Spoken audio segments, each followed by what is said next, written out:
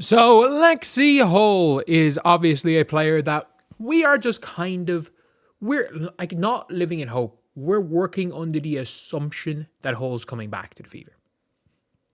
We're working under that assumption.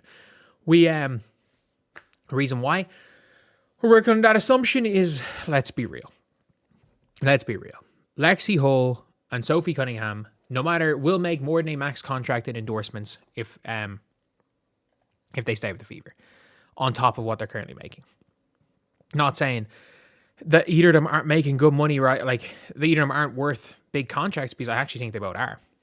But they're going to get a good contract. I think they're going to get paid well. I think things are going to work out. But Lexie Hull has been spotted back.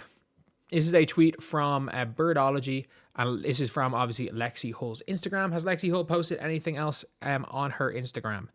And I also do want to always thank the Twitter aggregators, because let's be real, I am not somebody that is hawking people's social media, so I'm glad that there are people doing that, so I can just scroll on Twitter and hopefully see it.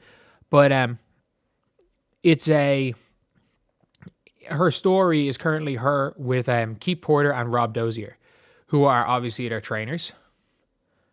She's there in the Fever facility, and Rob Dozier makes that shot, which is, in fairness, very impressive. Very impressive to make that bounce shot. Keith Porter still in a boot.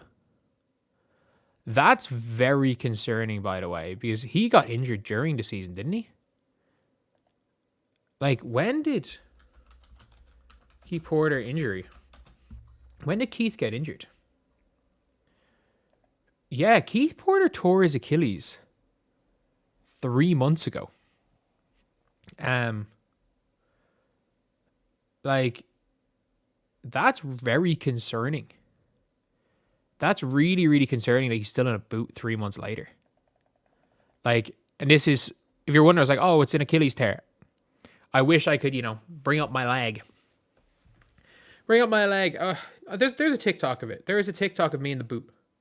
I graduated from college in a boot for my Achilles. So if you're wondering, I was like, why I'm a little bit concerned about that is, like, I had a pulmonary embolism, which set back my recovery, and I was still, after 3 months. The old TikTok. Jeez, how many? 50,000 views. Jeez, I was big on TikTok back in the day. But either way, though, it is an interesting one here to see him still in that boot. But you've got Lexie Hull back in Indiana, which for me, I think is important. I think it is important in general when it comes to Lexie Hull, that she's there, she's working out, she's around the team, because she's somebody that you want there. You want to be around the franchise. You want being with the Fever, working out with the Fever, because it drastically increases the chance of her staying. Like, all these players that are working nonstop with the organization, like, we're not seeing, just putting it out there, we're not going out there seeing so much Bree Turner footage. Even though I do think there's a shot Bree Turner comes back. We're not seeing Bree Turner everywhere. If we were seeing Bree Turner everywhere, I'd be a little bit less happy about this one. Because if we're going to be honest when it comes to Bree Turner. Wait, was she in Australia? Has she been in Australia, actually? Because I know she's coming back for AU.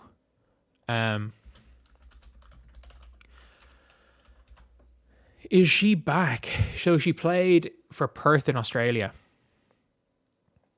Oh, I'm wrong. That league might be over. She did average 10.4 points a game in Australia, which isn't ideal, but she's a defensive player. But, yeah. So, Lexie's there, and I think she is such a key. I think she is such a key for this franchise, for this organization, because I think you cannot replicate her hustle. You can't replicate what she brings. Does that mean she has to be a starter? I don't know. Because if you're asking me who's better, her or Sophie Cunningham, Sophie's better. If you're asking me where she ranks in terms of, like, the best defenders in the league, as a stopper, not great. As a defensive playmaker, as in take charges, get your hands on a ball, get steals, throw your body on the line. Like, you've seen players like Ryan Howard and Kalia Copper just run around her. Like, players can rip through, run around her if they're faster, and she's not going to do anything. That's why Kelsey Mitchell has to guard those fast guards. But what she's very good at doing is those guards that like to work on screens, that like to come around and use, kind of make a bit of contact, use screen on or off the ball. She draws multiple charges a game on those. And she's one of those players that even if she's not getting a stop on you, she might draw 2 offensive fouls and fuck you up. Like, get you out of your game, out of your rhythm because of those offensive fouls. And that is what Lexie Hull does, and that is irreplaceable. And I don't know how important. I know she made the huge play against Atlanta. I don't know how important it is to have I don't know how important a defensive playmaker is in winning a championship. I don't. I really don't. And I don't think we know. But all I'm going to say is that you can't replace, like, you're not, if you believe that is important, you can't find better than Lexie Hull. That is what she is. And Sophie Cunningham is the opposite defender. I think Sophie Cunningham is a really good, like, container. I think Sophie Cunningham does not make things easy for you. Like, she's a disciplined defender. She's not going to make it easy. She doesn't have the quickness to really guard anybody, but a different type of defender. And I don't mind a rotation of the two of them starting to 3 again.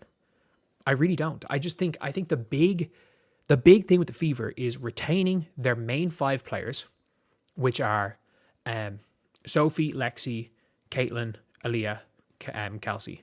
Retaining those 5 and keeping KK just for potential reasons. Don't know if she'll play much next year. But you keep those 5 players, and then you go and